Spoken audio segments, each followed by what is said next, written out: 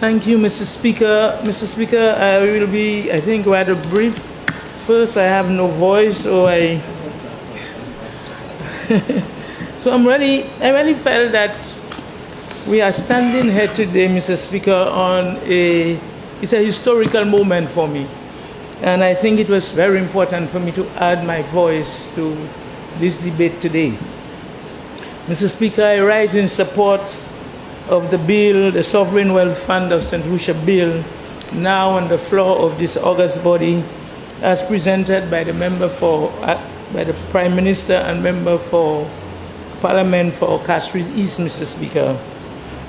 Mr. Speaker, as a government, we came into office and we gave a commitment to the people of St. Lucia that we are going to put the people of St. Lucia first. And Mr. Speaker, today, we are signaling to the people of St. Lucia and we are signaling to the world that as a small nation state, St. Lucia is saying that we are able, ready, and willing to take responsibility for our today and our tomorrow, Mr. Speaker. This is what this is all about, Mr. Speaker.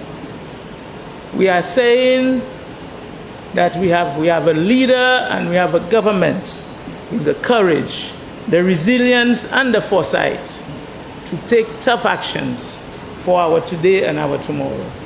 And our today is all what we are experiencing on the climate change.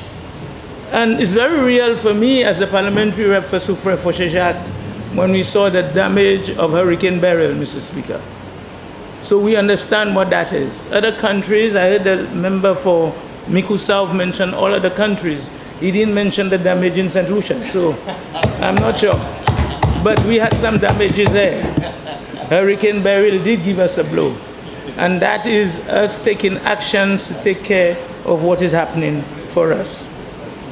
But Mr. Speaker, as well, I feel that this piece of legislation before us is one where we're signaling to our young people, especially some of our young people, that the culture of bounce and draw is not where we should be. Mr. Speaker, those of us who have a few years understand the culture, what our foreparents taught us, that we must save for a rainy day. That is what we know. That is what our grandparents and our seniors in our community has done for ages. And this is what we as a government is doing today. Mr. Speaker, when we look around us and what is happening in the world around us, especially we realize that we cannot rely on external parties.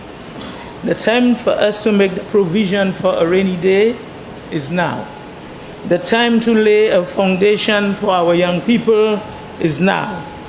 And the Prime Minister in his presentation did remind us that the IMF a few years ago did make certain suggestions to us. And I listened intently to the Prime Minister in his presentation, and I really want to commend him in terms of taking time to present to us the principles, the Santiago principles as it relates to international standards governing sovereign wealth funds. And there are some 24 of them, Mr. Speaker.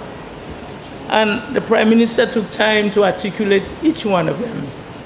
But as the auditor, I attempted to go through each one of them and refer them to sections of the bill. And today I will not repeat it, but I want to just tell John Public and you, Mr. Speaker, through you, that every section, the 24 principles, are covered in this bill. I have sat there and looked at every one of them under the principles of accountability, independence, and transparency. All the sections are covered. Mr. Speaker, I want to comment on what is happening around the world. When we did a bit of research, and Prime Minister did indicate some 176 sovereign welfare funds, Mr. Speaker. Our research indicates that no less than $10 trillion is under management at the moment. $10 trillion, Mr. Speaker. And for us on this side of the world, we know a little about the Kuwaiti Fund, the Norwegian Fund, and closer to home, the Trinidad and Tobago Fund, Mr. Speaker. And just last month, on the 3rd of February, President Donald Trump signed an executive order directing the creation of the United States Sovereign Wealth Fund within the next year. So, Mr. Speaker, we are not doing anything that is strange here. We are doing what it is as a government to run our country. The member for Castries Southeast did mention the National Insurance Corporation and the fund, Mr. Speaker. But I want us to remember the National Provident Fund that was set up in 1970, some 55 years ago, Mr. Speaker. When it was presented, there was a lot of pushback. There was significant pushback. Today, 55 years later, with some amendments and adjustments, we have a fund that is over $2 billion, Mr. Speaker. And all that time, I'm raising that there has been the NIC reports to the Minister for Finance, Mr. Speaker. There's a structure, there is the board, there's an investment committee, and so on.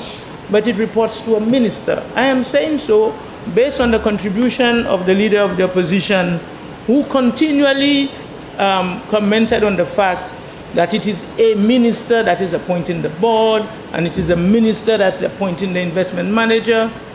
Every piece of legislation that we've had in this august body, the institution or the piece of legislation reports to a minister. So why is it that the leader of the opposition is standing in this august body and attempting to mislead the general public? It is a minister. Today it is the Minister for Finance here. Tomorrow is another, but it is always to a government minister. And you are saying so when the house was full of young persons. You have a responsibility to the young people of this country. You have that. You have a responsibility to the young people of this country. Those that were here and those that are not here. And you need to, you will not derail me, I'm speaking now. They gave you an hour. They gave you an hour to do what you're doing. Stop misleading our young people. It is not good. I agree. It is not good.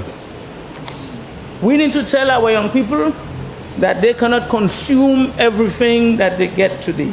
That's right. They must put something aside for a rainy day. The foundation that we have is a piece of legislation to ensure that this fund operates in compliance with international standards. And I stand here today as an auditor to tell John Public that this piece of legislation is in line with international standards. And I want to also tell John Public listening, as you, the member for Miku South and our leader of opposition, you raised that fact about the minister and the minister. What you are doing is trying to show that there is a lack, you have a lack of trust in the people of this country. And a lack of respect for the people of this country. And it is, no, it's true. It's a lack of trust and a lack of respect. Yes, yes. And you need to move from that to understand that in St. Lucia, we have the ability, the people with the ability and the capability to drive our own destination.